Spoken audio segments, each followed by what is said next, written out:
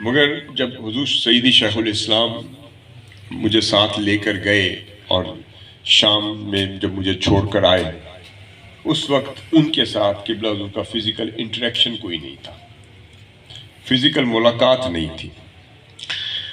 صرف ایک شیخ تھے وہاں بہت بڑے، انہوں نے آپ کو دعوت دی اور انہوں نے فرمایا کہ صبح و فجر کے بعد میری بہت بڑی مجلس ہوتی ہے، جیسے مجلس صلاۃ علی النبی صلی اللہ علیہ وسلم ہماری ہوتی ہے حائصہ، اس طرح ان کے ہاں بھی صبح و فجر کے وقت ہوا کرتی تھی۔ شیخ ہشام البرہانی ان کا نام تھا۔ تو قبلہ حضور کے ساتھ پھر میں بھی تھا، پھر ہم صبح صبح وہاں پہنچ گئے۔ جب ہم ان کی جو جامع مسجد تھی اس کا بہت بڑا احاطہ تھا، صحن تھا۔ شاہ صاحب تشریف رکھائیں، شاہ صاحب، ہاں محترم شفاعت رسول شاہ صاحب بھی اور آیت رسول شاہ صاحب۔ تو میں پھر وہاں جب ہم داخل ہوئے تو سامنے ایک شیخ تھے، درویش تھے، کوئی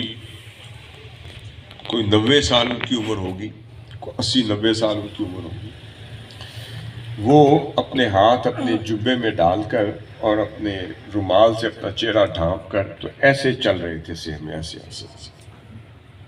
قبلہ حضور جیسے داخل ہوئے تو مجھے ان سے ملاقات کوئی نہیں ہوئی، پہلی دفعہ ہی بس انٹریکشن ہوا اور دور سے ہی دیکھا۔ مجھے فرماتے ہیں حسن بیٹے یہ جو نہیں ہے شیخ، یہ جو چل رہے ہیں ایسے ایسے، یہ اولیاء شام میں سے، سبحان اللہ، سبحان یہ اولیاء شام میں سے۔ یہ تو بات کی بات ہے نا کہ مجھے پھر جب ملاقات ہوئی اور پھر معلومات میں نے جب گیدر کی تو پتہ چلا وہ ابدال شام میں سے ایک ابدال تھے، جو کہا جاتا تھا، جو مشہور تھا ان کے بارے میں۔ ان کا نام تھا شیخ شکری اللحفی، شیخ شکری اللحفی۔